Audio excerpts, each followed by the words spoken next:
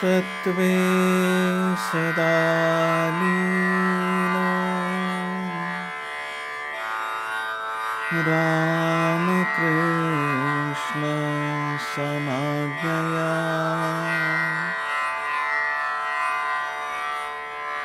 यो धर्मस्थापनरतो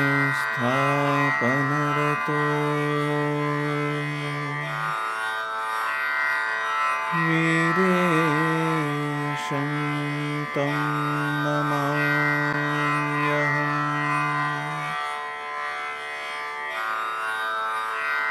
वीरेशं तं नमाम्यहम्।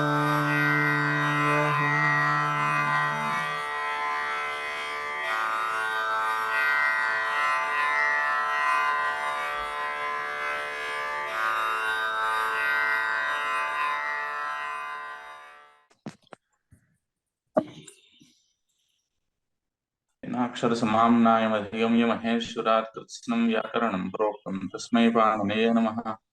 वाक्यकारं वररुचिं भाष्यकारं पतञ्जलिं पाणिनिं सूत्रकारं च प्रणतोऽस्मि मुनित्रयम्। योगेन चित्तस्य पदेन वाचां मलं शरीरस्य च वैद्यकेन योपाकरोत् तं प्रवरं मुनीनां पतञ्जलिं प्राञ्जलिरानतोऽस्मि।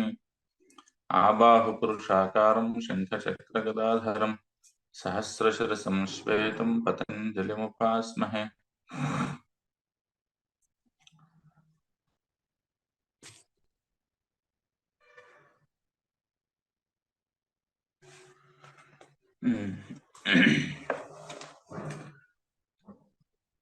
तत्र नित्यपर्यायवाची सिद्धशब्दः कथं ज्ञायते यत् कूटस्थेषु अविचारिषु भावेषु वर्तते तद्यथा सिद्धाद्योः सिद्धं सिद्धा पृथ्वी सिद्धमाकाशम् इत्यस्य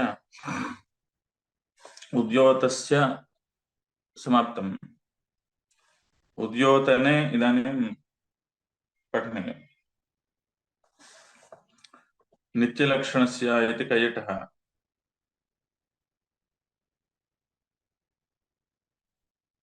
तत्र उच्यते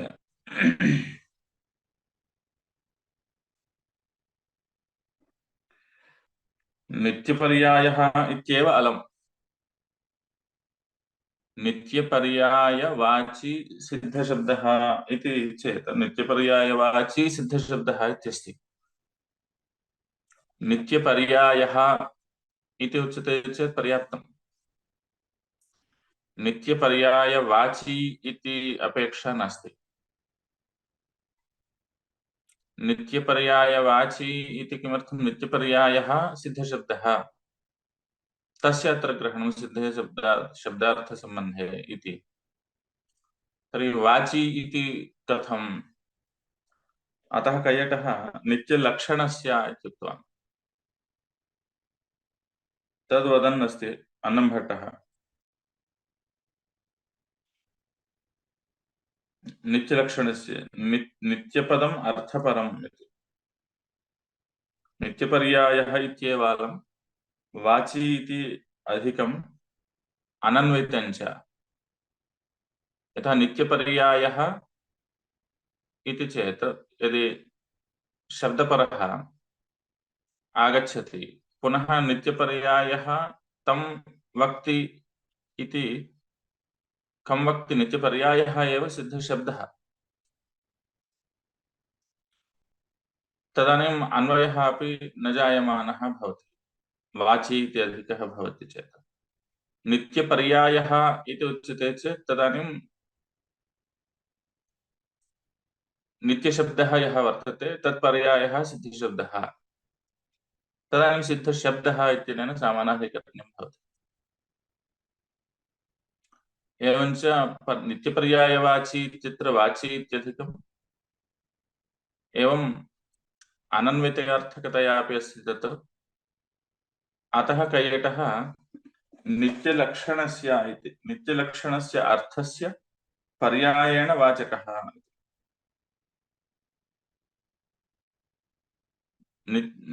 नाम नित्यलक्षणस्य अर्थस्य इति।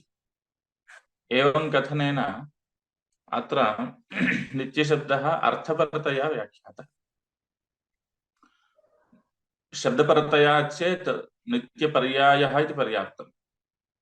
अतः नित्यलक्षणः यः अर्थः, शब्दस्य नित्यत्वम् एकः स्वभावः। अतः नित्यलक्षणस्य अर्थस्य पर्यायेण वक्ति अयं सिद्धशब्दः इति, वाचकः इति। पर्यायेण इत्युक्ते अवयवार्थ अनपेक्षया,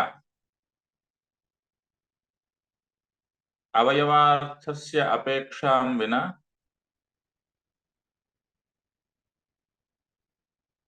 नित्यरूपमर्थं बोधयति इति।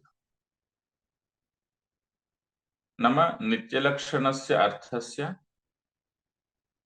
नित्यशब्दवाच्यः यः अर्थः इत्युक्ते नित्य इति शब्देन व्युत्पत्त्या यः लभ्यः अर्थः, तमर्थम् अनादायैव नित्यत्वं बोधयति इति यद्यपि कैयटेन व्याख्यातं, किन्तु त्यब् नेर् ध्रुवे इत्यस्ति। त्यब् नेर् ध्रुवे इत्यनेन नि इति शब्दात् त्यप् प्रत्ययः भवति ध्रुवरूपे अर्थे इति। तर्हि ध्रुवम् इत्युक्ते स्थिरं नित्यम् इति वक्तुं शक्यते, किन्तु नित्यशब्दस्य या व्युत्पत्तिः सा व्युत्पत्तिः अत्र न विवक्षिता, यतः सिद्धशब्दस्य उच्यते, यतः वार्तिके तु सिद्धे शब्दार्थसम्बन्धे इत्यस्ति। किन्तु नित्यपर्यायवाची इत्यनेन नित्यलक्षणः यः अर्थः तम् अर्थं पर्यायेण वक्ति अयं सिद्धशब्दः। पर्यायेण वक्ति इत्युक्ते अवयवार्थम् अनाश्रित्य वक्ति इति। नाम नित्यशब्देन एवं विवरणम् उच्यते चेदपि नित्यलक्षणत्वम् अर्थे वर्तते।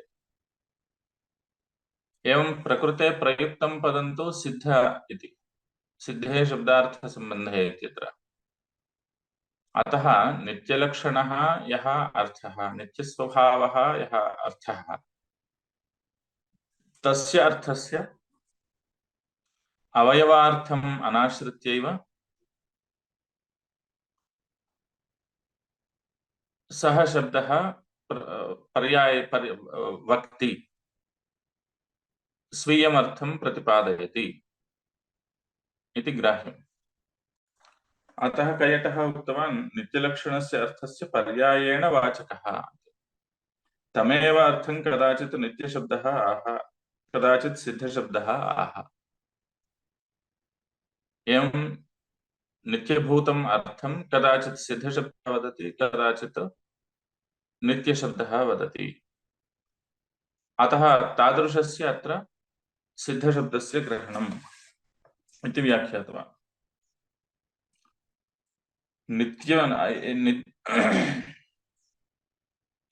नित्यपदम् अर्थपरं न तु शब्दपरम् इति न उक्तदोषः इति भावः। नित्यपर्यायवाची इत्यत्र नित्यपदं शब्दपरं न, शब्दपरं चेत् नित्यपर्यायः इत्येव पर्याप्तम्। किन्तु नित्यपर्यायवाची इति कथनात् नित्यशब्दः अर्थपरतया प्रयुक्तः। नित्यः यः अर्थः तम् अर्थं कदाचित् सिद्धशब्दः वदति, कदाचित् नित्यशब्दः वदति अवयवार्थमनाश्रित्य।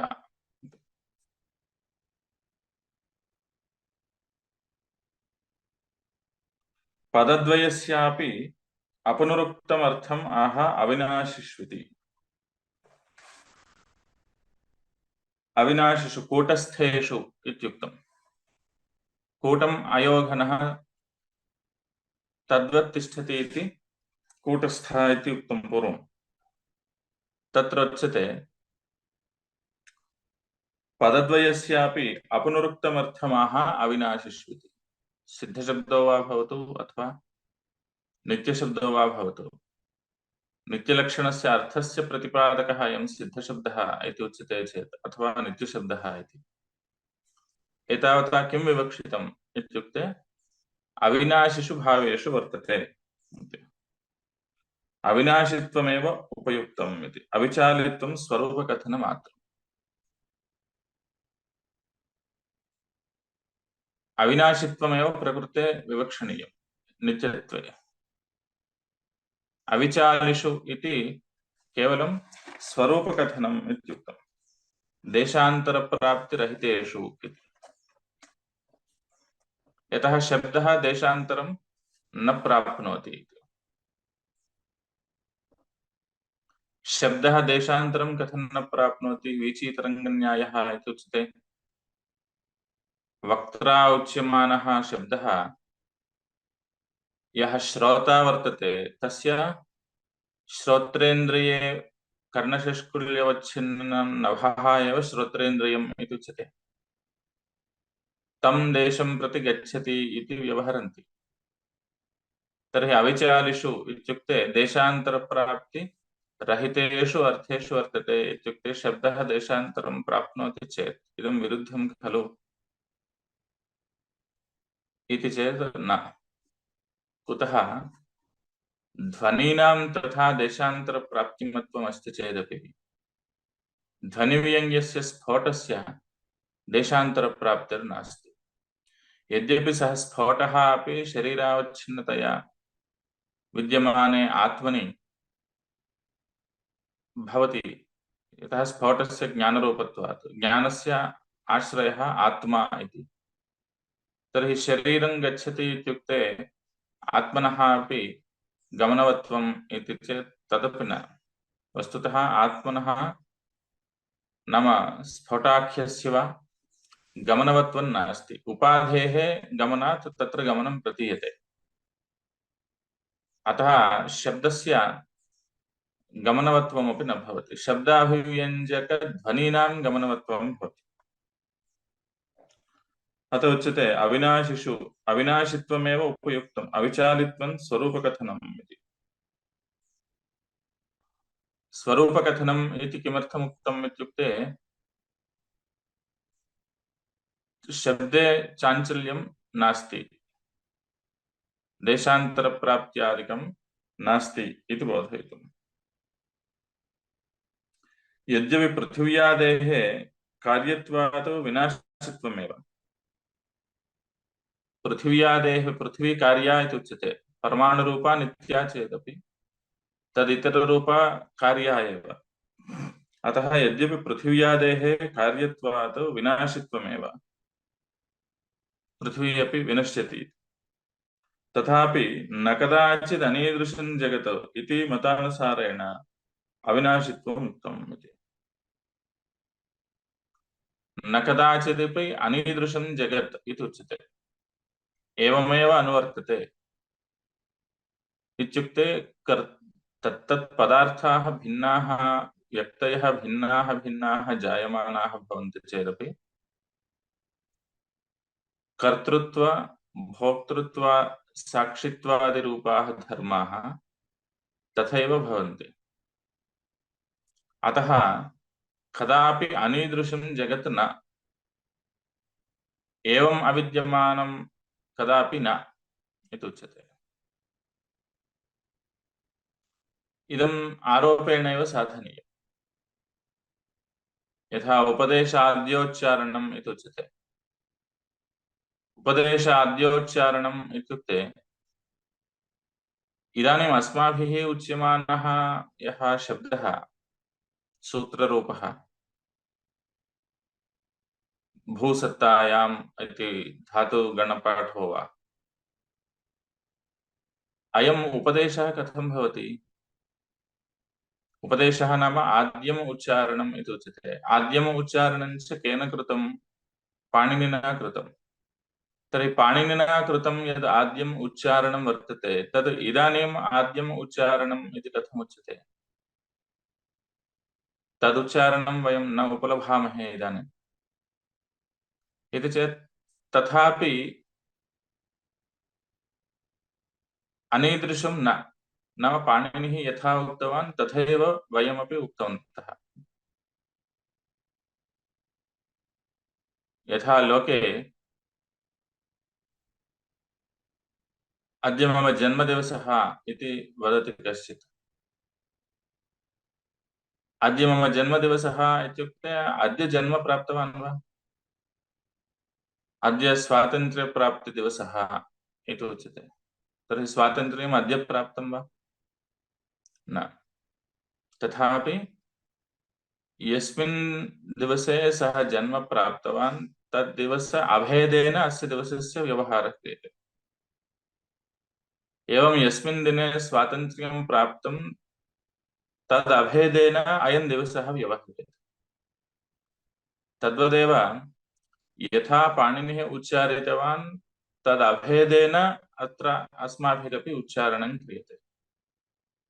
अतः पाणिनिना उच्चारणं यत् कृतं वर्तते तत् अनीदृशं न। नाम इदानीम् अस्माभिः यद् उच्यते तस्मात् भिन्नं न इति कृत्वा एवं गणसंख्याने उपदेशे अदन्तः इति। उपदेशे अदन्तः इत्युक्ते आद्योच्चारणे अदन्तः। तर्हि आद्योच्चारणं कथं ज्ञायते? पाणिनिस्तु नास्ति। अतः पाणिन्युच्चारणं यथा कृतं तत् परम्परया इदानीमपि अस्माभिः यद् उच्चारणं क्रियते इदं पाणिन्युच्चारणात् अभेदेन ग्राह्यम्। तदानीम् अत्रापि उपदेशत्वं भवति। अतः तत्र अदन्तत्वम् अस्ति इति वक्तव्यम्। एवञ्च इदानीं किम् उच्यते एतावता इत्युक्ते यथा पूर्वं वर्तते, पूर्वम् आसीत् तथैव इदानीमपि अस्ति। एवं शब्दविषये यथा पूर्वम् आसीत् गणसंख्याने इति धातोः उच्चारणम् इदानीमपि अस्माभिः क्रियमाणमपि तदभेदेन प्रतीयते इति शब्दविषये एवम् उच्यते चेत् इतरेषु अर्थेषु विषयेषु अपि एवमेव वक्तव्यम्। अतः न कदाचिदपि अनीदृशं जगत् इति उच्यते। यदा तथा अभेदः यदा आरोपितो वा उच्यते तदानीं तस्य नित्यत्वम् इति लभ्यते। अतः न कदाचिदपि अनीदृशं जगत् इति मतानुसारेण अविनाशित्वम् उक्तम् इति। यथा व्यवहारे उत्पन्नोऽयङ्गकारः विनष्टोऽयङ्गकारः इति व्यवहारः क्रियते चेदपि तदानीमपि तत्र ते व्यञ्जकाः एव वर्णाः न तु वाचकाः। अतः स्फोटः एव नित्यः एतैः ध्वनिभिः अभिव्यक्तः। स च प्रवादः इदानीं यथा उच्यते तदानीमपि आसीत्।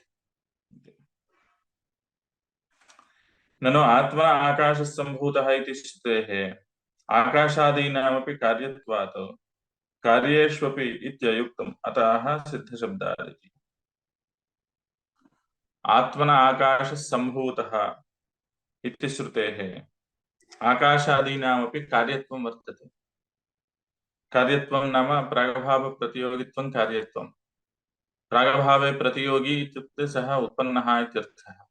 घटप्रागभावे प्रतियोगी घटः इति यदा उच्यते इदानीं प्रागभावः इति यतः उच्यते अतः इतः परं सः निष्पद्यते इति लभ्यते। तस्य शब्दस्य अभिलापः यदा क्रियते तदानीं ततः परमेव सः उत्पत्स्यते। एवञ्च जन्म प्राप्तवान् आकाशः अथवा जन्म प्राप्तवान् घटः इति वक्तव्यम्। तद्वत् आत्मना आकाशः सम्भूतः इत्यत्र भूधातोः उत्पत्त्यर्थकत्वं। रोहितो लोहितादासीत्। एवञ्च सम्भूतः नाम उत्पन्नः इत्युक्ते ततः पूर्वपर्यन्तं यः विद्यमानः आकाशप्रागभावः तस्मिन् आकाशप्रागभावे अयम् आकाशः प्रतियोगी जायते इति कृत्वा इदानीम् आकाशः अपि उत्पन्नः इति चेत् तस्य नित्यत्वं कथं भवति? तस्य अनित्यत्वमेव स्यात् आकाशस्य। अतः आकाशादिकम् आत्मनः सकाश श्रुतेः आकाशादीनां कार्यत्वात् कार्येष्वपि इत्ययुक्तम्।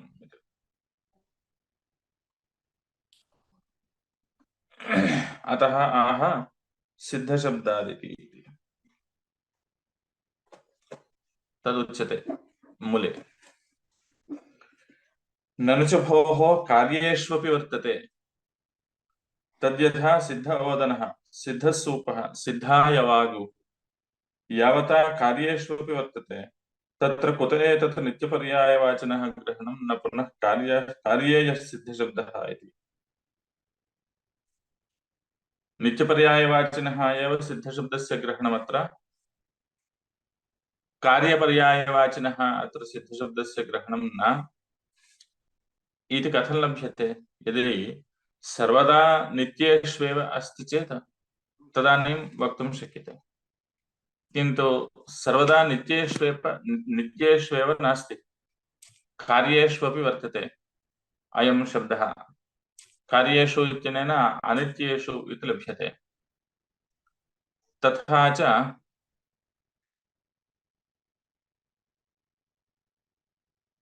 कार्येषु इत्यनेन अनित्येषु इत्यपि लभ्यते। तर्हि तस्य ग्रहणं कुतो न? यतः कार्यरूपे अर्थेऽपि अस्ति। कथमस्ति इत्युक्ते सिद्धः ओदनः, यथा आतिथेयेषु भोजनादिषु भोजनं तयार् इति, होटेल् इत्यादिषु भोजनं तयार् इति उच्यते, भोजनं सिद्धम् इति। 12 परं तदेकं फलकं बहिः स्थापयन्ति, सिद्धः ओदनः। एवं सिद्धा यवागुः, एतेषु अनित्ये अर्थेऽपि प्रयोगः दृष्टः खलु। ननु चेति सिद्धशब्दात् क्रियानिष्पन्नः अप्यर्थः अवगम्यते इत्यर्थः। सिद्धशब्दः यः वर्तते तत्र सिद्धशब्दात् क्रियानिष्पन्नः अपि अर्थः उच्यते। क्रियया निष्पन्नः इत्युक्ते उत्पन्नः, सिद्धः ओदनः इत्युक्ते पूर्वं तण्डुलः, पाकक्रियया अयम् ओदनः निष्पन्नः, तर्हि सिद्धः ओदनः इति उच्यते। एवं च क्रियानिष्पन्नः अर्थः ओदनः अयमपि सिद्धशब्देन उच्यते। तदानीं तस्यैव ग्रहणम्, अस्य ग्रहणम् अनित्यरूपस्य अर्थस्य अत्र ग्रहणं नास्ति इति इदं कथं सङ्गच्छते इत्यत्र तद् उपपाद्यते।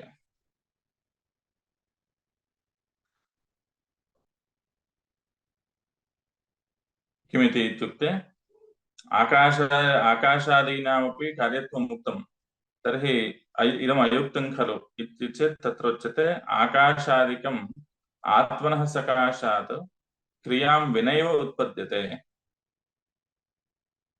अभूतसम्प्लवम् अवस्थानाच्च नित्यत्वम्। इदानीं सिद्धः ओदनः सम्भूतः आकाशः इत्यनयोर्भेदः उच्यते।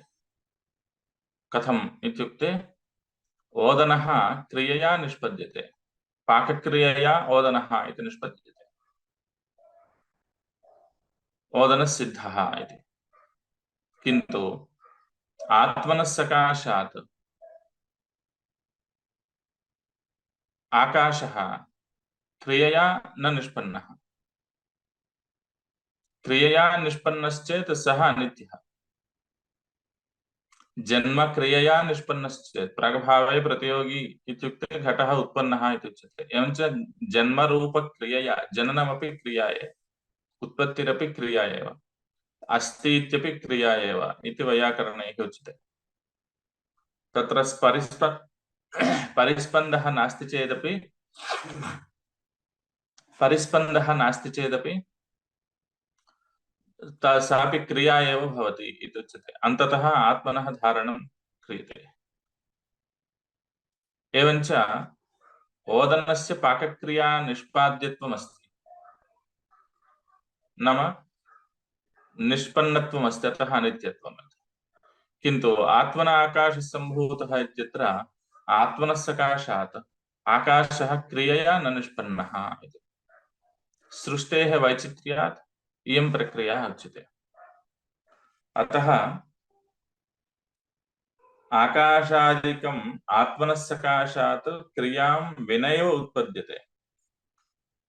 आभूत संप्लवम् अवस्थानाच्च नित्यत्वम्। आभूत संप्लव नाम यावत्पर्यन्तं प्राणिनः भवन्ति तावत्पर्यन्तम् एते भवन्ति इत्युक्ते लयपर्यन्तम् एते तिष्ठन्ति इति कृत्वा नित्यत्वम्।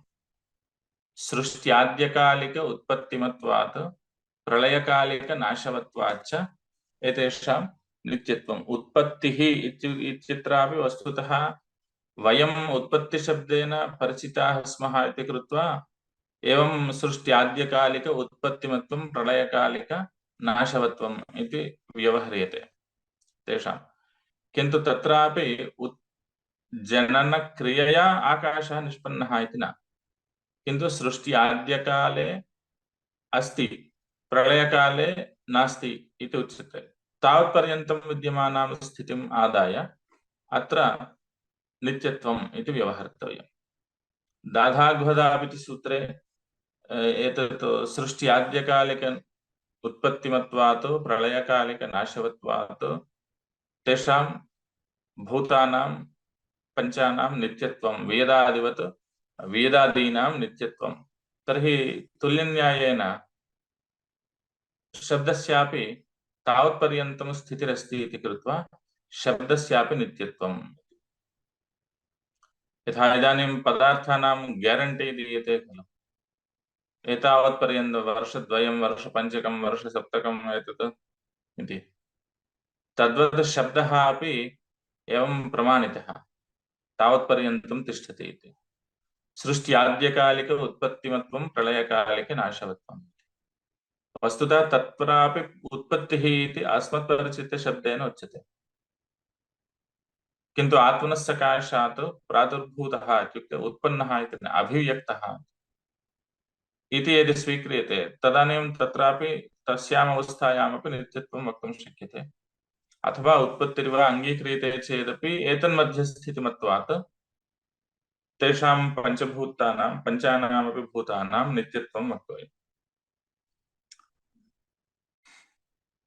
ओदनादेस्तु क्रियानिष्पन्नस्य शीघ्रं विनाशात् अनित्यत्वम् इति भावः। अपूर्वतां यावर्तयति अपूर्वपरतां यावर्तयति सिद्धशब्दादिति इति केचित् तच्चिन्त्यम्। कार्यकारणभाव इत्यादौ सर्वमतेऽपि कार्यशब्दस्य जन्यमात्रे प्रयोगदर्शनेन अपूर्वमात्रवाचकत्व अयोगात् तद्ग्रहणेऽपि अपूर्वस्य फलनाश्यतया अनित्यत्वेन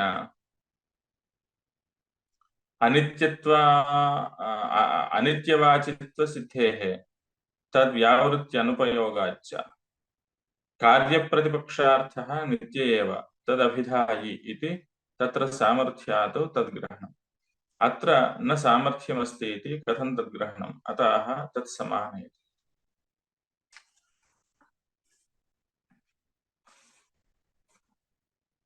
इदानीं तत्र नित्यत्वं कथम् इत्यत्र उच्यते।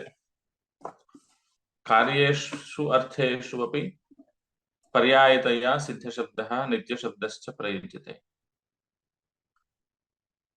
नाम अनित्येषु अर्थेषु अपि नित्यशब्दः सिद्धशब्दः प्रयुज्यते, नित्येषु अर्थेषु अपि सिद्धशब्दः प्रयुज्यते, नित्यशब्दः प्रयुज्यते। तर्हि कीदृशस्य अत्र किमर्थकस्य नित्यशब्दस्य अथवा नित्यशब्दार्थक सिद्धशब्दस्य ग्रहणम् इति चेत् संग्रहे तावत् कार्यप्रतिद्वन्द्विभावात् मन्यामहे नित्यपर्यायवाचिनः ग्रहणम् इति। इह अपि तदेव। संग्रहे कार्यप्रतिद्वन्द्विभावात्, कार्यम् इत्युक्ते प्राग्भावप्रतियोगि निष्पन्नम् इत्यर्थः, इत्युक्ते जातम् इत्यर्थः।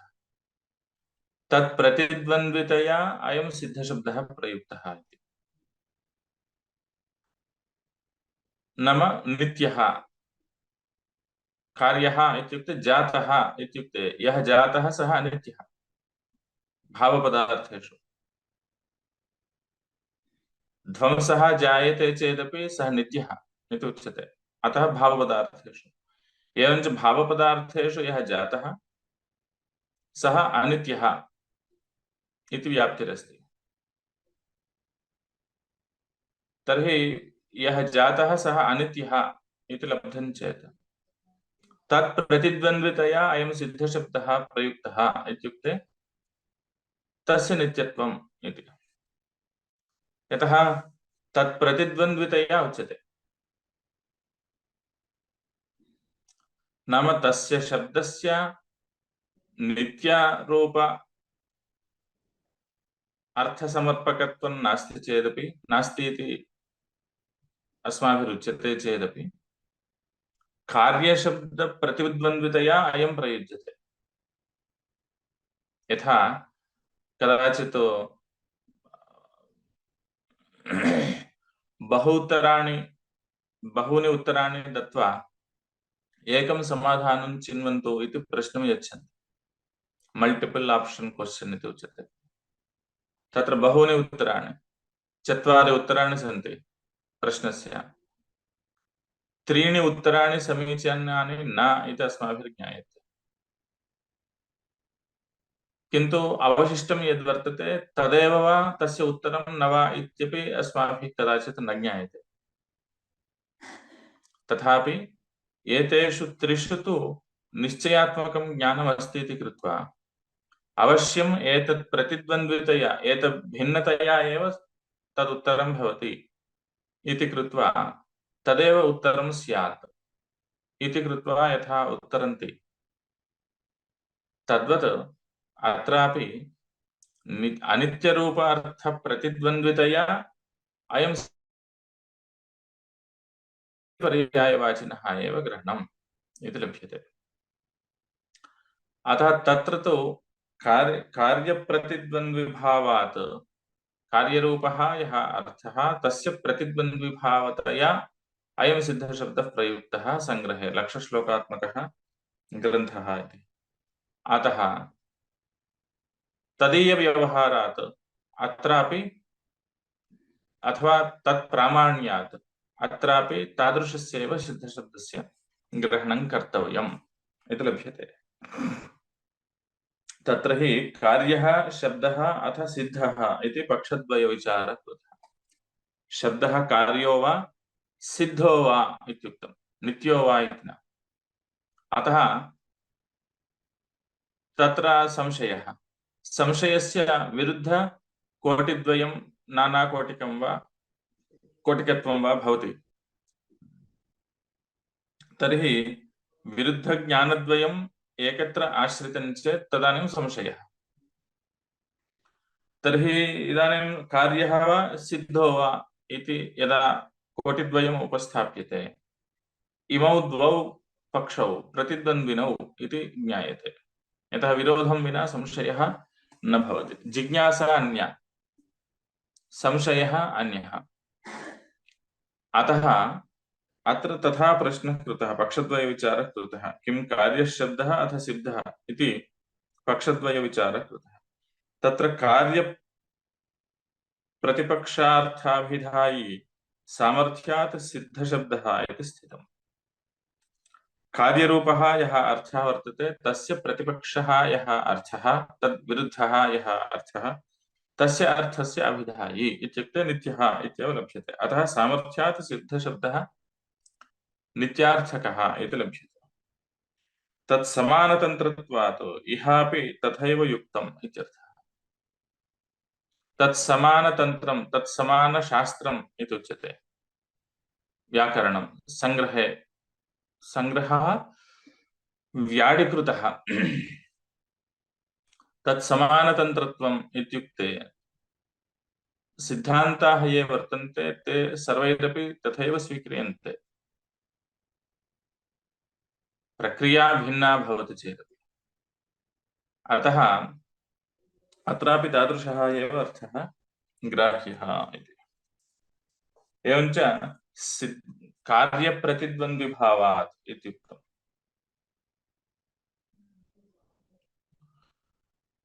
अपूर्वपरतां या वर्तयति सिद्धशब्दादिति इति।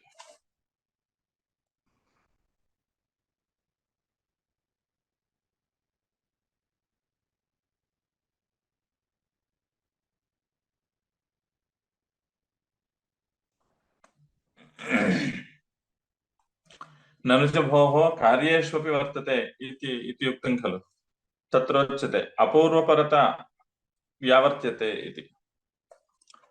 केचित् तथा उक्तवन्तः इति। अपूर्वपरतां व्यावर्ते इति सिद्धशब्दादिति इति केचित्। अपूर्वपरतां या सिद्धशब्दात् क्रियानिष्पन्नः अप्यर्थः अवगम्यते इति कैयटः। तत्र अपूर्वपरता इति चेत् सिद्धः इत्युक्ते अपूर्वमर्थं बोधयति इति। किन्तु तादृशमर्थं यावर्ते इति सिद्धशब्दात् क्रियाया निष्पन्नः अर्थः गम्यते इति कैयटेन उक्तं तस्य अयमर्थः इति कैश्चिदुक्तं तच्चिन्त्यम्। यतः कार्यकारणभाव इत्यादौ सर्वमतेऽपि कार्यशब्दस्य जन्यमात्रे प्रयोगदर्शनेन। कार्यकारणभावः इत्यत्र कार्यम् इत्युक्ते जन्यं तस्य किञ्चित् कारणम् इति लभ्यते। एवञ्च सर्वमतेऽपि कार्यशब्देन जन्यः इत्यर्थः उच्यते। प्रागभावप्रतियोगी इत्युक्ते कः भवति? जन्यः एव भवति। एवञ्च कार्यकारणभाव इत्यादौ सर्वमतेऽपि कार्यशब्दस्य जन्यमात्रे प्रयोगदर्शनेन अपूर्वमात्रवाचकत्व अयोगात्। अतः अपूर्वपरतां यावर्तयति इति सः अर्थः न लभ्यते, जन्यः इति लभ्यते। नाम घटः जन्यः, पुनः मृदात् पुनः नष्टः, एवं जायते, पुनः जायते। इदानीं तु जन्यत्वमस्ति किन्तु अपूर्वत्वं नास्ति, यतः पूर्वमपि सः घटः नष्टः पुनः क्रियते। अतः अपूर्वपरत्वं वक्तुं न शक्यते, यतः पूर्वमपि एतन्मृद्भागेन घटस्तु निष्पन्नः। अतः अपूर्वपरत्वम् इति वक्तुं न शक्यते, किन्तु जन्यः इति। तद्ग्रहणेऽपि अपूर्वस्य फलनाश्यतया अनित्यत्वेन अनित्यवाचित्वसिद्धेः तद्व्यावृत्त्यनुप्रयोगाच्च। कथञ्चित् अपूर्वः इत्यर्थः उच्यते चेदपि अपूर्वस्यापि फलनाश्यतया अनित्यत्वेन अपूर्वम् इति उच्यते चेत् जातं न जातम् इति यथा व्याख्यातं तद्वत् प्रोक्षणादिभिः यद् अपूर्वं जायते तद्व्यावृत्तिः अनेन क्रियते इत्येतत्परतया व्याख्यायते चेदपि तद् अपूर्वं कियत्पर्यन्तं तिष्ठति इत्युक्ते अपूर्वं फलनाश्यम् इति उच्यते। अर्थात् बहूनि अपूर्वाणि उच्यन्ते, बहूनि अपूर्वाणि यज्ञे प्रोक्षणादीनां संस्काराणां किञ्चित् अपूर्वफलजनकत्वम् उच्यते। तत्र तत्र क्रियाकलापैः तत्र तथा अवान्तर अपूर्वाणि जायन्ते।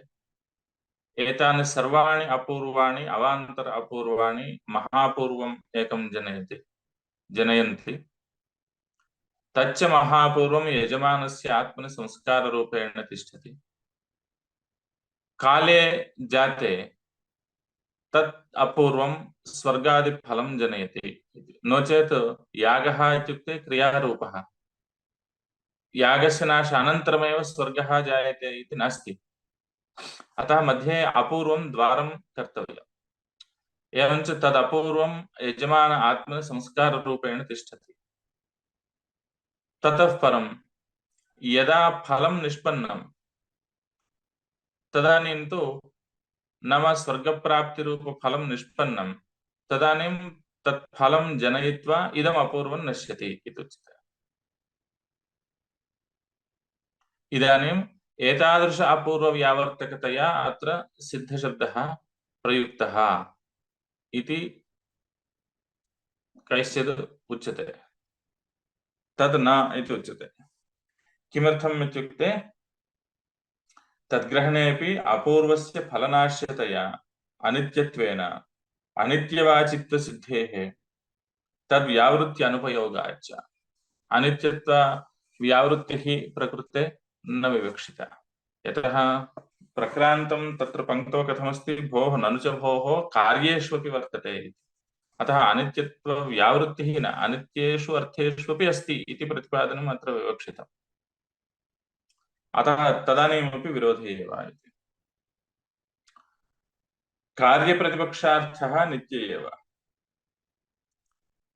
तथा अनुक्त्वा कार्यप्रतिपक्षार्थतया कार्यप्रतिद्वन्द्वितया कार्यविरुद्धितया विरोधितया यदुच्यते तदानीं तु अत्र इष्टः अर्थः लभ्यते। सः कः इत्युक्ते नित्यः। तदभिधायी इति तत्र सामर्थ्यात् तद्ग्रहणम्। कार्यप्रतिद्वन्द्वितया अयं प्रयुक्तः इत्युक्ते नित्यः इत्यर्थे अयं प्रयुक्तः सिद्धशब्दः इति। अतः तत्र ग्रहणं भवति।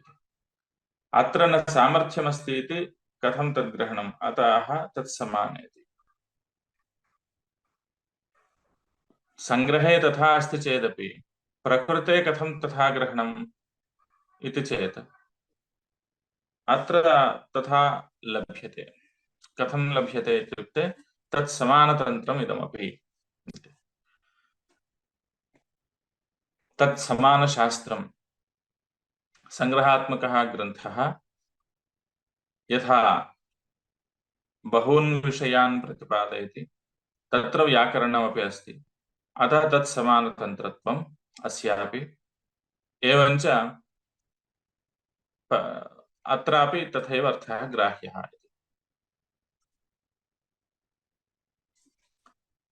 अथवा सन्ति एकपदान्यपि अवधारणानि एकपदान्यपि अवधारणानि सन्ति निश्चयार्थकानि सन्ति। तद्यथा अभक्षः वायुभक्षः अप एव भक्षयति वायुमेव भक्षयति इति गम्यते। अभक्षः इत्युक्ते अप एव भक्षयति। अपः द्वितीया बहुवचनं। जलमात्रमेव पिबन्ति। भक्षधातुः पानार्थकेऽपि पानार्थकतयापि प्रयुज्यते। एवं वायुमेव भक्षयति एवमिहापि सिद्ध एव न साध्यः इति। अतः अत्र सिद्ध एव न साध्यः इत्यनेन नित्यत्वं लभ्यते इत्याशयः।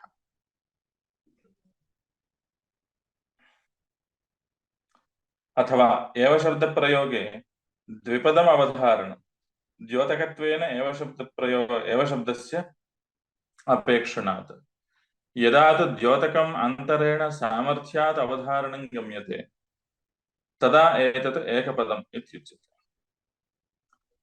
सर्व एव अपः भक्षयन्ति इत्यभक्षश्रुतिः सामर्थ्यात् नित्यम् अवगमयति अप एवेति। इहापि नित्यानित्यव्यतिरेकेण राश्यन्तर अभावात् सिद्धशब्दोपादानात् नियमः अवगम्यते सिद्ध एवेति। कार्याणां तु पदार्थानां प्राक्प्रध्वंसावस्थयोः सिद्धता नास्ति इति न ते सिद्धाः एव।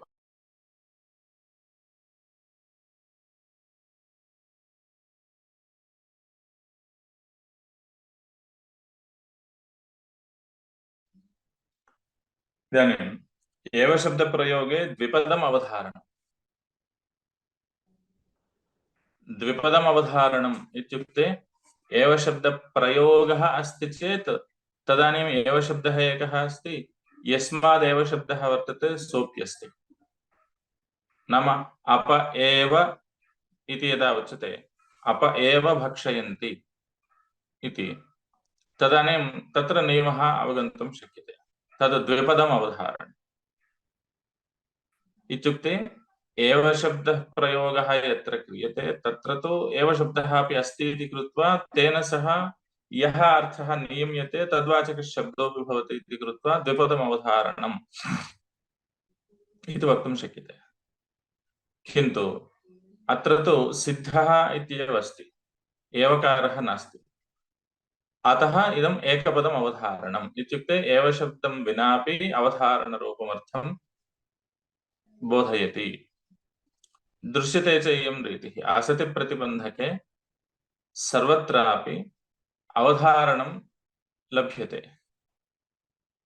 असति प्रतिबन्धके सर्वत्रापि अवधारणं लभ्यते। अनेनैव आशयेन दीक्षितैः मनोरमायाम् अत्रान् परेण नकारेण इति कौमुदी वचनस्य अत्रैवेत्यर्थः इति व्याख्यातम् दीक्षितैः। तत्र कथमस्ति? एवकारः नास्ति, अत्रान् परेण नकारेण इत्येव अस्ति अणुवित् सूत्रे। अत्रैवेत्यर्थः इति व्याख्यातम्। तर्हि एवकारः कथमागतः इत्युक्ते तत्रापि एवमेव एकपदान्यप्यवधारणानि भवन्ति।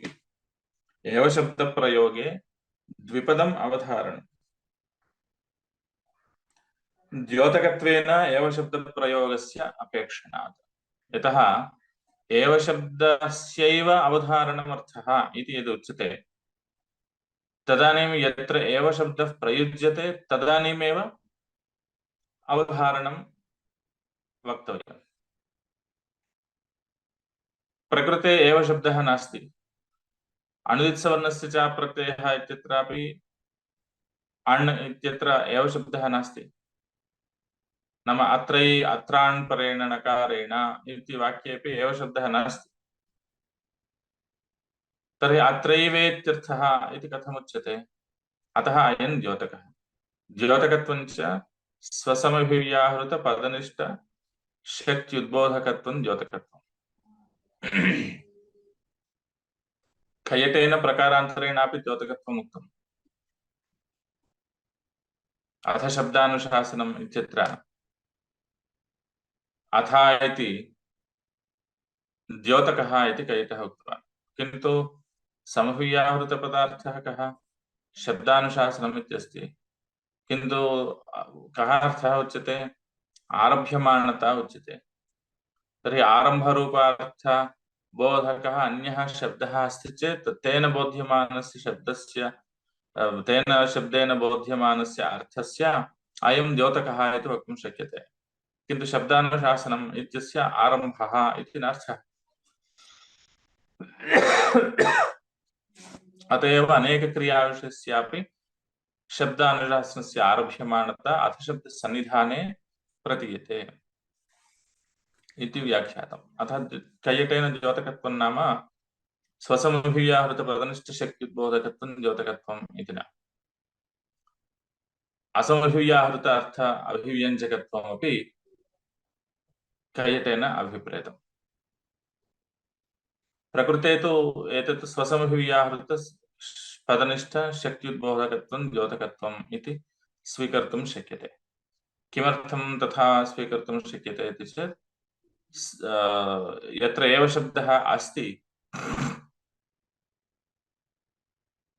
प्रयुक्तः अप एव भक्षयन्ति इत्यत्र अपः तत्र स्वम् एव इति तत्समभिव्याहृतं यत् पदम् अपः इति तन्निष्ठा या शक्तिः नाम इतरान्वितस्य तत्र ग्रहणम् इति कृत्वा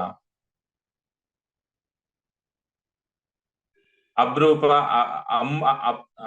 अम्मात्र भक्षणार्थबोधकत्वशक्तिः तां शक्तिम् उद्बोधयति अयम् एवकारः। अतः एवकारः द्योतकः। यतः द्योतकः इति यदा उच्यते तदानीं तत् समभिव्याहार तत्र किञ्चित् समभिव्याहारः अपेक्षते। एवं द्योतकत्वेन एव शब्दस्य अपेक्षणात्। यदा तु द्योतकम् अन्तरेण सामर्थ्यात् अवधारणं गम्यते तदा तत् एकपदम् इत्युच्यते। द्योतकम् अन्तरेण द्योतकं विना एव अवधारणम् उच्यते।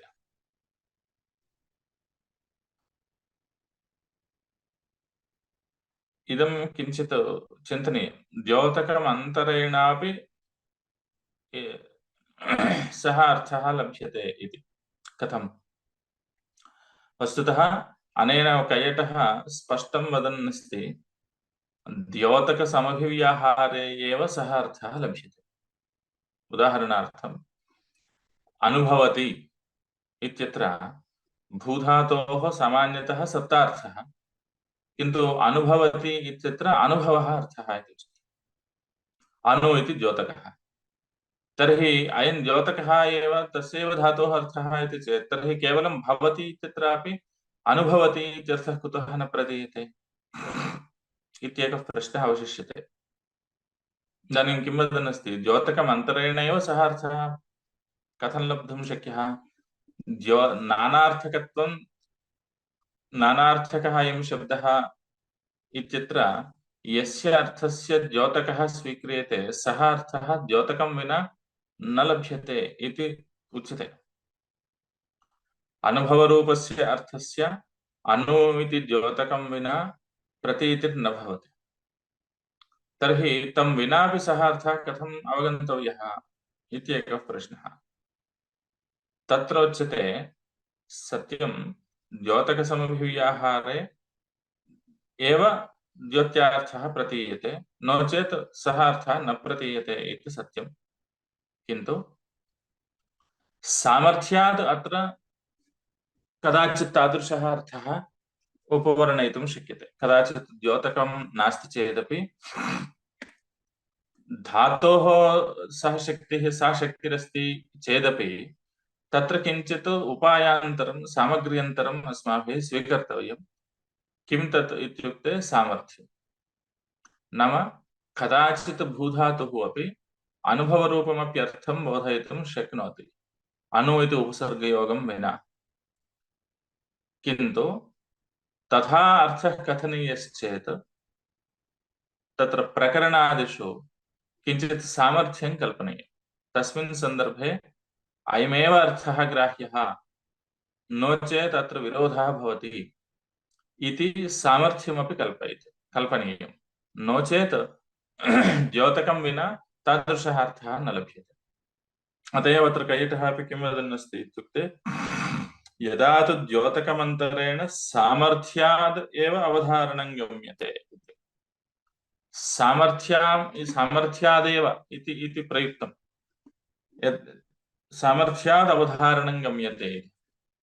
अतः सामर्थ्यं विना तादृशः अर्थः न ज्ञायते। द्योतकसमभिव्याहारे द्योत्यार्थः गम्यते, किन्तु द्योतकं विना सः अर्थः गम्यते इति वक्तुं न शक्यते।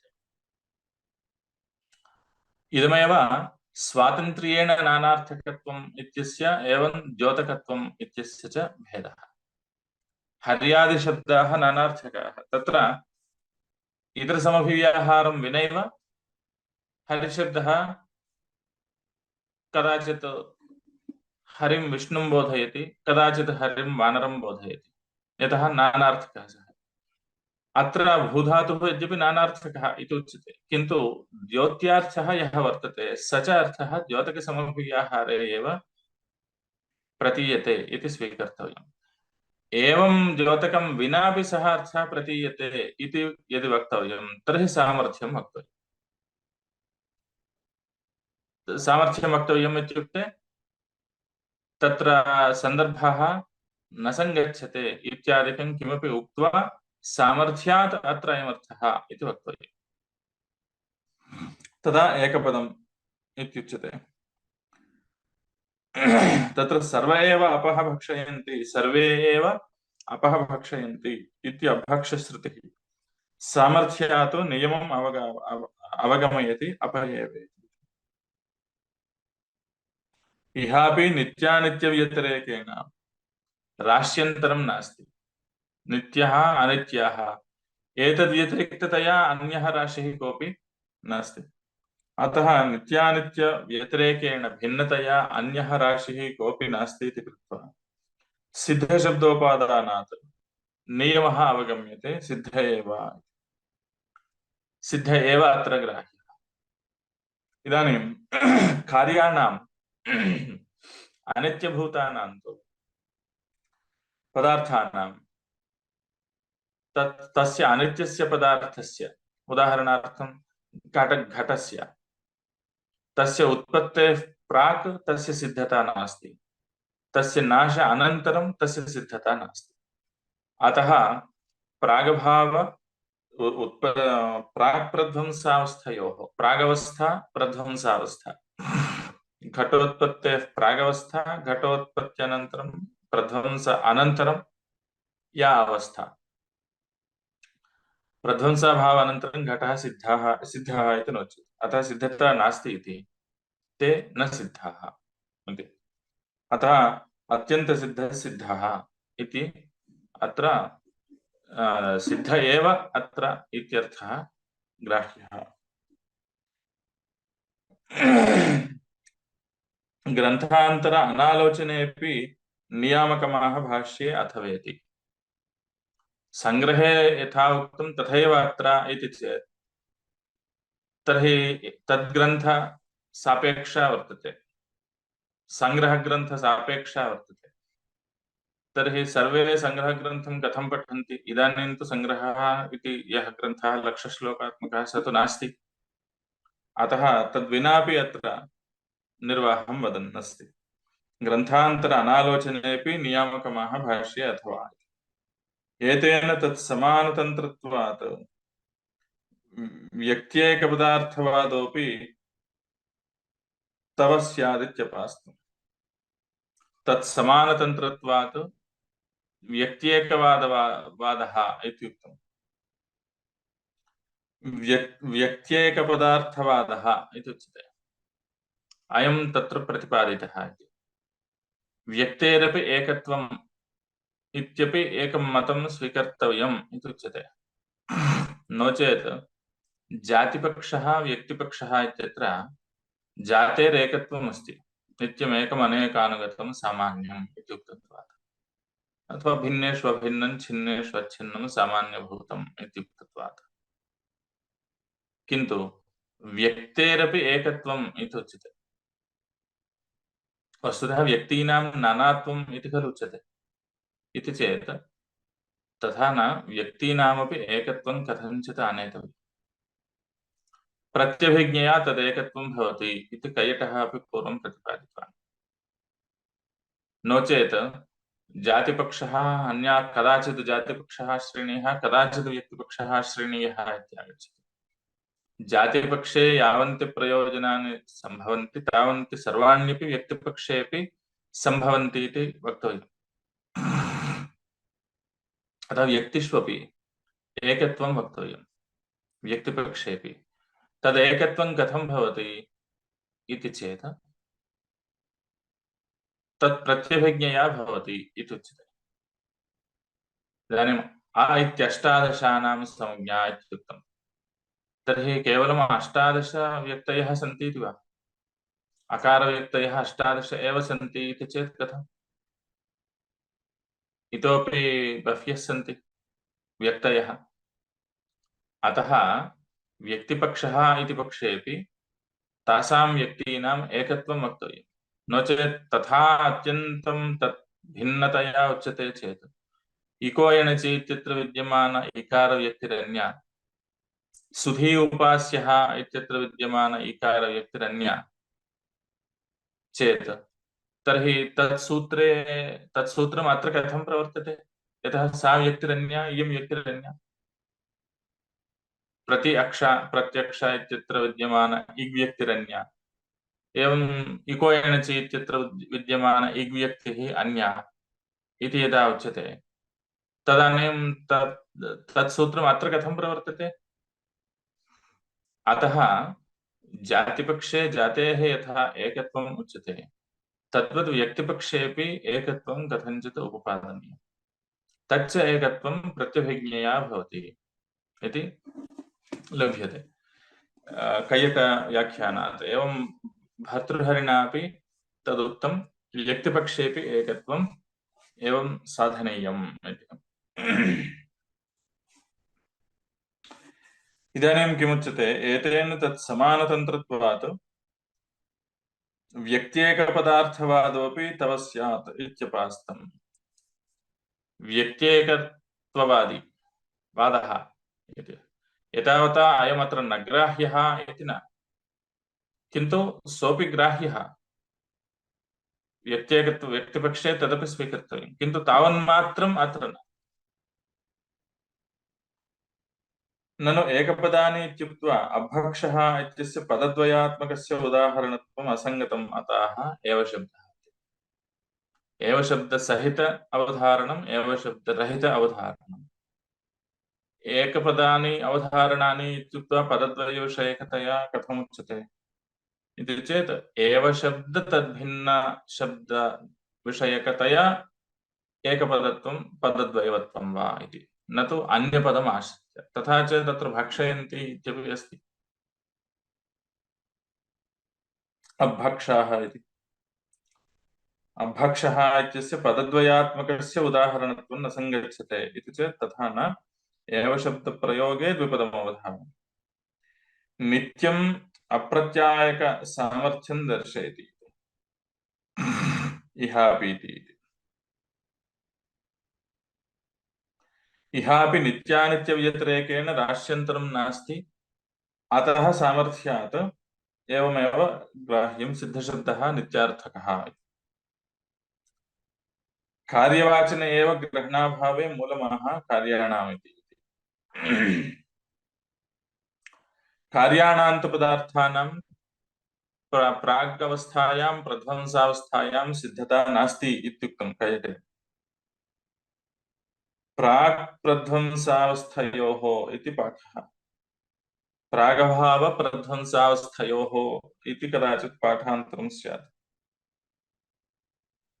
प्राक् प्रध्वंसाभावयोः इति क्वचित् कः अपपाठः इति वा, तद् अत्र नास्ति उच्यते। प्राक् प्रध्वंसावस्थयोः, प्रागवस्थायां प्रध्वंसावस्थायां च घटस्य सिद्धता नास्ति, यतः घटः कार्यः इति। भाष्ये अपयेव इति गम्यते इति वाक्ये इव समासेऽपि सामर्थ्यात् तदतिरिक्तभक्षणाभावः गम्यते इत्यर्थः। किञ्चित् असौकर्यम् अन्वये वदन् अस्ति। अपयेव भक्षयन्ति इत्यत्र तु व्यस्तप्रयोगः अस्ति। व्यस्तप्रयोगः अस्ति इति कृत्वा अवधारणं कर्तुं शक्यते, अवधारणम् इति वक्तुं शक्यते। किन्तु अभक्षः इत्यत्र समासः अस्ति, तर्हि तत्र नैव कथम् इत्युक्ते कदाचित् तथा अर्थः उच्यते। सामर्थ्यं यद्यपि वस्तुतः एवं कल्पयितुं न शक्यते, नाम एकार्थीभावरूपसामर्थ्यं प्रकृते। किमर्थम्? एवकाररूपः अर्थः अत्र अन्वितश्चेत् तदानीं तस्य इतरसाकाङ्क्षितत्वात् साकाङ्क्षम् असमर्थवत्, सापेक्षम् असमर्थवत् इति तत्र एकार्थीभावरूपसामर्थ्याभावात् समासः न स्यात्। अतः अत्र नागेशः वदन्नस्ति अप एव भक्षयन्ति इत्यत्र यथा क्लेशः नास्ति, यतः तत्र पृथक् उपस्थितिरस्ति। तद्वत् समासेऽपि अपृथक् उपस्थितिस्थलेऽपि पृथक् उपस्थितिराहित्यस्थलेऽपि अत्रापि एवम् अवधारणं भवति, अप एव भक्षयन्ति इति। किमर्थम् इत्युक्ते सामर्थ्यात्। यतः अन्यस्य भक्षणं तत्र न श्रुतं, प्रकारान्तरेण न प्राप्तं, न विद्यते। अतः एवकारार्थान्तर्भावेण अर्थः वक्तव्यः, तदेव सामर्थ्यम्। अथवा पूर्वपदलोपोऽत्र द्रष्टव्यः। अत्यन्तसिद्धः सिद्धः, तद्यथा देवदत्तः दत्तः, सत्यभामा भामा इति। पूर्वपदलोपः अत्र द्रष्टव्यः इत्युच्यते।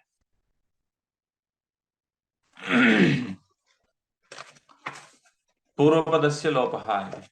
किन्तु ततः पूर्वम् एवकारार्थविषये अन्नंभट्टः किं वदति इत्यपि द्रष्टव्यम् अस्माभिः। ननु एकपदानि इत्ययुक्तं द्विपद अवधारणानाम् अभावेन समुच्चय अभावात् द्विपदावधारणानाम् अभावेन समुच्चय अभावात् अतः एवेति एकपदान्यपि इति अयुक्तं कुतः द्विपदावधारणानाम् अभावेन द्विपदानि अवधारणानि इत्युक्ते अवधारणार्थकानि एव एव इति द्विवारं न प्रयुज्यते एकवारमेव प्रयुज्यते इति चेत् तथा न समुच्चयः अन्यः कोऽपि नास्ति अर्थात् एकपदमेव अवधारणं वर्तते खलु इत्युक्ते एवकारेणैव सः अर्थः उच्यते खलु द्विवारं तथा इति शङ्कां कुर्वन्नस्ति इति चेत् तथा न एवकारेण सह समुच्चयः यः वर्तते तेन द्विपदत्वम् अप एव भक्षयन्ति इत्यत्र एवकारः एकः वर्तते तत् तेन सह अपः इत्यपि वर्तते एवं समुच्चयः अतः तत्र इदानीं द्विपदम् अवधारणम् इत्युच्यते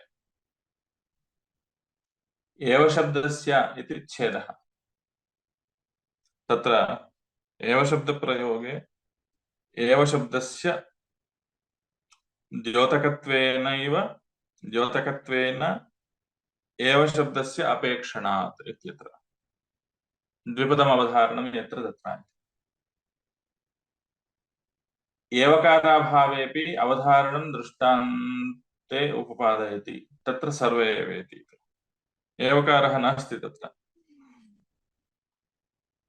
सर्वे एव अपः भक्षयन्ति इति एवकाराभावेपि अवधारणं दृष्टान्ते उपपादयति नाम तत्र तु अस्ति सर्वे एव अपः भक्षयन्ति किन्तु अभक्षः वायुभक्षः इत्यत्र तु नास्ति अतः तत्र तु द्विपदम् अवधारणं सर्व एव अपः भक्षयन्ति इत्यत्र द्विपदम् अवधारणं नाम एवकारसहिततया प्रकृते तु एकपदम् अवधारणम् अभक्षः इत्यत्र नित्यप्राप्तस्य वचनम् परिसंख्यार्थम् इति भावः भक्षणं नित्यतया प्राप्तं तत्र सामर्थ्यम् इति उक्तं खलु सामर्थ्यं कथं लब्धम् इत्युक्ते भक्षणं रागतः प्राप्तं भक्षणं नाम पानं प्रकृते अपां पानं रागतः प्राप्तं चेत् पुनः अभक्षः इति उच्यते अथवा तत्र द्विपदावधारणे अप एव भक्षयन्ति इत्यत्र वा भक्षयन्ति भक्षयेयुः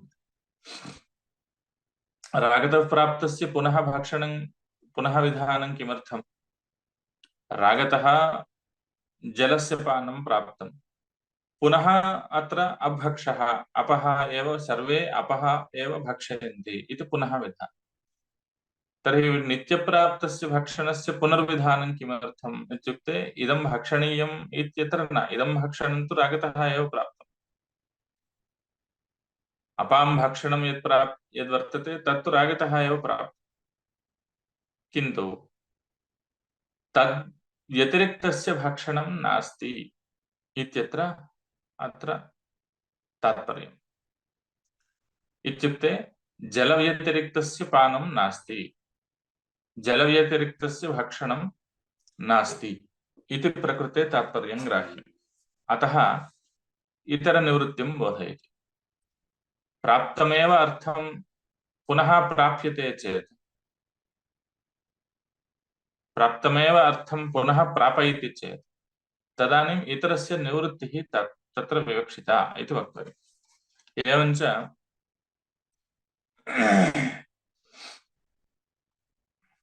नित्यप्राप्तस्य वचनम् इतरपरिसंख्यार्थम् नित्यप्राप्तस्य भक्षणस्य पुनः वचनं भक्षणं कर्तव्यम् इति तत् इतरपरिसंख्यार्थम् इतरव्यावृत्त्यर्थम् इत्युक्ते अव्यतिरिक्तभक्षण अभावार्थम् भक्षणम् इति पानम् इत्यर्थे प्रयोगः इति द्रष्टव्यम्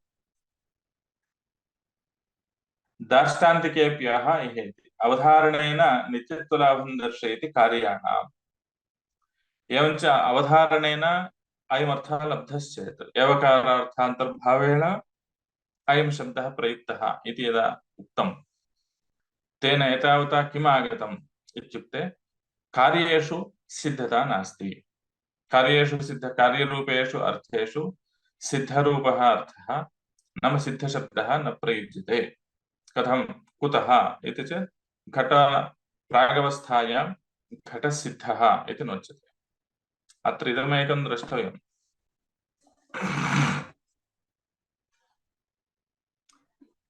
कदाचित् घटं करोति इत्यादिष्वपि घटं करोति इति अभिलापसमये तस्य ज्ञानस्य उल्लेखसमये इदानीमपि घटः न सिद्धः। तर्हि कः अर्थः अस्ति तत्र? अर्थवत्वम् अस्ति चेदेव प्रातिपदिकत्वं करोति। अतः तत्र बौद्धः अर्थः नाम घट प्रागवस्थायां घट ध्वंसावस्थायां घटः सिद्धः न इत्युक्तम्।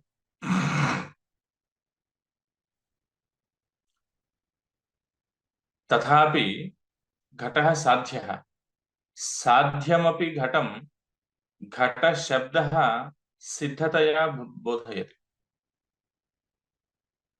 साध्यतया विद्यमानः अस्ति चेदपि इदानीं घटं करोति इत्यत्र इदानीमपि घटः न सिद्धः। इदानीमपि घटः साध्य एव, यतः अत एव करोति। तर्हि इदानीम् अत्र घटशब्दस्य अर्थः कः इत्युक्ते घटशब्देन निष्पन्नतया एव अर्थः बोध्यते।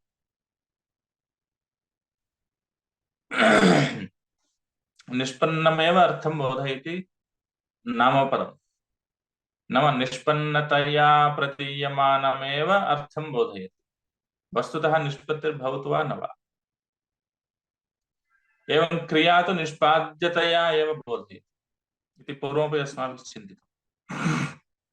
किन्तु अत्र कार्याणां तु पदार्थानां प्रागवस्था प्रध्वंसावस्थयोः सिद्धत्वं नास्ति। इदानीमपि सिद्धत्वं नास्ति, किन्तु अभिलापकवाक्ये तु सिद्धतया सह भासते इति विरोधो नास्ति घटं करोति इत्यादिषु।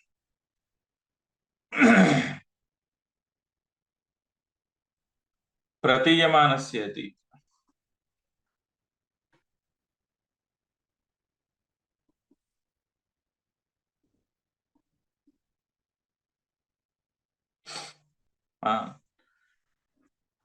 अथवा पूर्वपदलोपोऽत्र द्रष्टव्यः।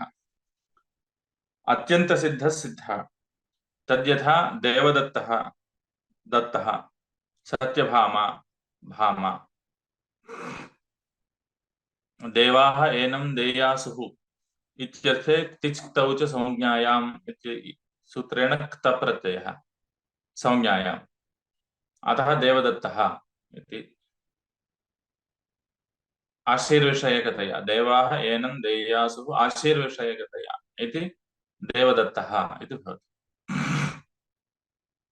अंगदी कुंडली व्यूढोरस्कः वृत्तबाहुर्लोहिताक्षस्तुङ्गनासः विचित्राभरणभूषः ईदृशो देवदत्तः इति भाष्यकारैः व्यवहारः कृतः एकत्र भाष्ये। एवं देवदत्तः इति अस्ति। एवं सत्यभामा भामा। अत्र इदानीं पूर्वपदलोपः क्रियते। विनापि प्रत्ययं पूर्वोत्तरपदयोर्लोपश्च इति उच्यते। अतः तेन अत्र पूर्वपदस्य लोपः क्रियते। तथा च देवदत्तः इत्यभिप्रायेण दत्तः इति शब्दः प्रयुज्यते। नामैकदेशग्रहणे अपि नाम्नः सम्पूर्णं ग्रहणम् अस्ति इतिवत् कृत्वा ततः परं तत्संज्ञाबोध्यः अर्थः प्रत्यायते तेन नाम्ना। कथं पुनर्देवदत्तशब्दे संज्ञात्वेन विनियुक्ते एकदेशः प्रयुज्यते न ह्यसौ संज्ञात्वेन विनियुक्तः न च एकदेशात् स्मर्यमाणस्य समुदायस्य वाचकत्वम् उपपद्यते प्रतीयमानस्य प्रत्यायकत्व असम्भवात् उच्चार्यमाणस्यैव वाचकत्वात् एवं तर्हि अनुनिष्पादिन्यः अवयवस्वरूपाः संज्ञाः संज्ञा विनियोगकाले विनियुक्ता एव लोपस्तु वर्णानां साधुत्वं मा भूत् इत्यन्वाख्यायते कथं पुनर्देवदत्तशब्दे संज्ञात्वेन विनियुक्ते क्तिच् क्तौ च संज्ञायाम् इति संज्ञायामेव अयं तप्रत्ययः तर्हि संज्ञात्वेन अयं शब्दः विनियुक्तः तदानीम् एकदेशः कथं प्रयुज्यते यतः संपूर्ण देवदत्त इति संपूर्ण समुदाये संज्ञात्वम् अस्ति चेत् एकदेशेन तत् संज्ञात्वं कथम् अवगम्यते किमर्थं सम्यक् ज्ञानं संज्ञा अतः देवदत्त इति समुदाये वर्तते एतदानुपूर्वी संज्ञा इत्युक्ते सम्यक् ज्ञानं किं तत् सम्यक् ज्ञानम् इत्युक्ते कस्यचित् पदार्थस्य कस्यचित् मांसपिण्डस्य देवदत्त इति संज्ञा इति उच्यते शक्ततावच्छेदक आनुपूर्वी संज्ञा सम्यक् ज्ञानं नाम तस्य कस्यचित् मांसपिण्डस्य इयम् आनुपूर्वी संज्ञा इति वक्तव्यम् नाम एकं सम्यक् ज्ञानम् इदं सम्यक् ज्ञानम् इति यदा उच्यते तत्र अर्धं भागः यदि निष्कास्यते तर्हि तत् सम्यक् ज्ञानं कथं भवति तथा वदन् अस्ति कथं पुनर्देवदत्तशब्दे संज्ञात्वेन विनियुक्ते एकदेशः प्रयुज्यते न ह्यसौ संज्ञात्वेन विनियुक्तः दत्तः इति संज्ञात्वेन सम्यक् ज्ञानत्वेन न विनियुक्तः तदानीं किमुच्यते दत्त इत्यनेन देवदत्त इति समुदायः स्मर्यते अतः ततः बोधः इति चेत् न च एकदेशात् स्मर्यमाणस्य समुदायस्य वाचकत्वम् उपपद्यते तर्हि इदानीं तस्य मांसपिण्डस्य पुरोवर्तिनः मांसपिण्डस्य वाचकः दत्त इत्यनेन स्मर्यमाणः यः देवदत्त इति समुदायः वर्तते सः मांसपिण्डस्य वाचकः इति वक्तव्यम् तदा एकदेशात् स्मर्यमाणस्य समुदायस्य वाचकत्वम् इति यदा उच्यते तत् न सङ्गच्छते कुतः प्रतीयमानस्य प्रत्यायकत्वं न भवति प्रतीयमानः यः वर्तते सः प्रत्यायकः न भवति इत्युक्ते दत्त इत्यनेन प्रतीयमानः यः देवदत्त इति समुदायः शक्ततावच्छेदकानुपूर्वीरूपः सः मांसपिण्डरूपार्थं प्रत्याययति इति वक्तव्यम् किन्तु प्रत्यायकः सः एवं न भवितुमर्हति इति उच्यते प्रतीयमानस्य प्रत्यायकत्व असम्भवात् उच्चार्यमाणस्यैव वाचकत्वात् यः उच्चार्यमाणः भवति स एव वाचकः उच्चार्यमाणस्तु दत्तः इत्येव अतः सः संज्ञात्वेन कथं विनियुज्यते इति तदानीम् उच्यते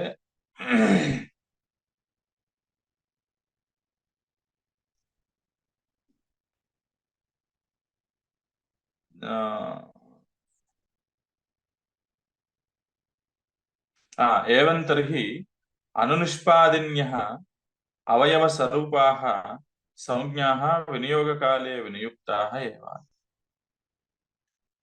अनुनिष्पादिन्यः इति उच्यते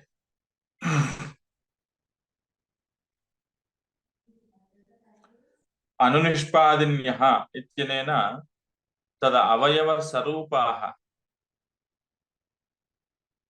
नाम देवदत्त इति संज्ञा पूर्वं ज्ञाता चेत् तदानीं दत्ता इत्यपि संज्ञा इति अवयवस्वरूपाः अपि संज्ञा इति ज्ञातुं शक्यते इति उच्यते। अनुनिष्पादिन्यः अवयवस्वरूपाः संज्ञाः विनियोगकाले विनियुक्ताः। अनुनिष्पादिन्यः इत्यनेन निष्पत्तेः परं निष्पद्यमानाः, नाम दत्त इत्येतदनन्तरं देवदत्त इति। यतः तद् ज्ञानपरम्परा इदं यथा एकपदार्थस्मरणं कदाचित् पदार्थान्तरमपि स्मारयति। तद्वत् दत्ता इति शब्दस्य यत् ग्रहणं वर्तते अथवा स्मरणं वा, तेन अयं देवदत्तशब्दः अत्र देवदत्तशब्दं ग्राहयति। एवञ्च विनियोगकाले विनियुक्ताः। लोपस्तु वर्णानां साधुत्वम् अभूत् इत्यन्वाख्यायते। तर्हि अवयवस्वरूप अवयवान्तराणामपि प्रतीतानां वाचकत्वम् इति यदि लभ्यते, अर्थात् दत्त इत्यनेन प्रतीतः यः समुदायः देवदत्तः इति सोऽपि वाचकः इति यदा उच्यते, तदानीं कदाचित् दा इत्यपि तमर्थं ग्राहयतु, एवम् अर्थं ग्राहयतु, अथवा ता इत्यपि ईदृशमर्थं ग्राहयतु, कदाचित् आ इत्यपि एवम् अर्थं ग्राहयतु इति प्रत्येकं वर्णानामपि तथा वाचकत्वं भवतु इति चेत् तत्र उच्यते तथा वर्णानां वाचकत्वम् इति मास्तु, साधुत्वम् इति मा भूत्, किन्तु पूर्वपदस्य लोपः उत्तरपदस्य लोपः इति कथञ्चित् केवलपूर्वपदात्मकस्य भागस्य लोपेऽपि तत्र अनुनिष्पादिन्यः संज्ञाः, नाम क्रमेण निष्पद्यमानाः संज्ञाः, तत् यावान् क्रमः तत्र वर्तते तावन्तं क्रमं प्रति पूरयन्ति। अतः लोपः किमर्थम् उच्यते इत्युक्ते केवलवर्णैः ईदृशार्थः न बोध्यताम्, नाम केवलवर्णैः साधुत्वं न बोध्यताम्, केवलवर्णानां साधुत्वं मास्तु इति यावत्। लोपस्तु वर्णानां साधुत्वम् अभूत् इत्यन्वाख्यायते। इह अपि नित्यानित्ययोः निष्पन्नत्वाविशेषात्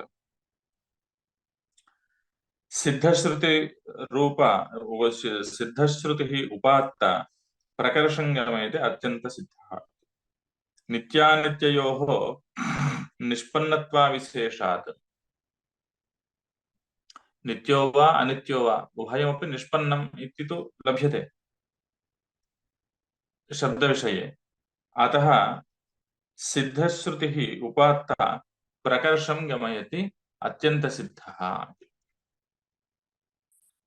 तत् कथम् इति इतोपि अग्रे पठामः। उद्योतम् एवम् उद्योतनञ्च श्वः पठामः। योगेन चित्तस्य पदेन वाचाम् अलं शरीरस्य च वैद्यकेन योपाकरोत् तं प्रवरं मुनीनां पतञ्जलिं प्राञ्जलिरानतोऽस्मि।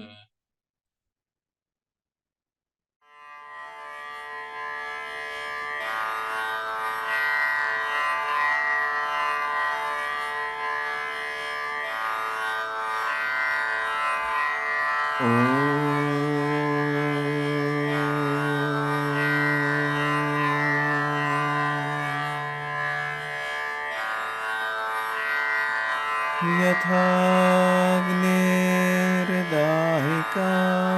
शक्ति रामकृष्णे स्थिता हि या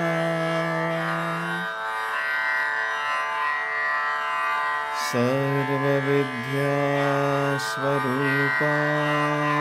तां शारदां प्रणमाम्यहम्।